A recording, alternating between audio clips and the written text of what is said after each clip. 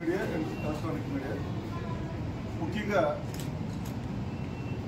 ఈ మీడియా సమావేశం కొందూరు మండలంలో సర్పంచులతో నిర్వహించడం జరుగుతుంది. ఈ ముఖ్య ఉద్దేశం ఏంటంటే, నేను ఖాళీ కార్పొరేషన్ చైర్మన్గా ఉన్నాను. మా కమ్యూనిటీకి గుర్తించి గౌరవనీయులైన జగన్మోహన్ రెడ్డి గారు 3 ఎమ్మెల్యే సీట్లు, 1 ఎంపీ సీటు ప్రకటించడం జరిగింది. గతంలో కూడా 2019లో కూడా 3 ఎమ్మెల్యే సీట్లు, 1 ఎంపీ సీటు ప్రకటించినప్పటికీ దురదృష్టవశాత్తు స్వల్ప తేడాతో ఓటం జరిగింది.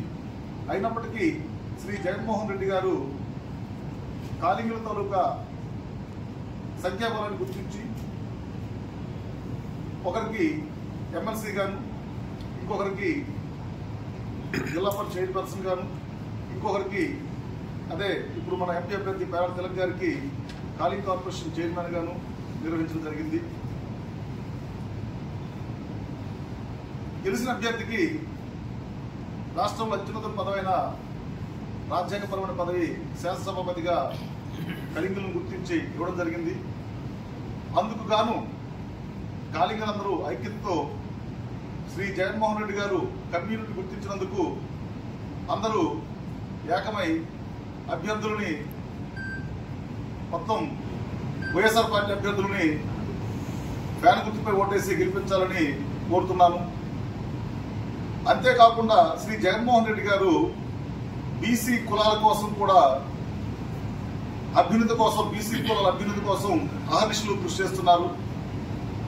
ఎందుకంటే గతం బీసీ, ఎస్సీ, ఎస్టీ, మైనారిటీస్ అభివృద్ధి కోసం కూడా ఆయన పాటుపడుతున్నారు. ఎందుకంటే లాస్ట్ ఈ మధ్యనే రీసెంట్ గా ప్రకటించిన రాజ్యసభ సీట్లు మనకు తాత్కాలం, అలాగే ఎమ్మెల్సీ సీట్లు తాత్కాలం, దానికి ఒక నిదర్శనం.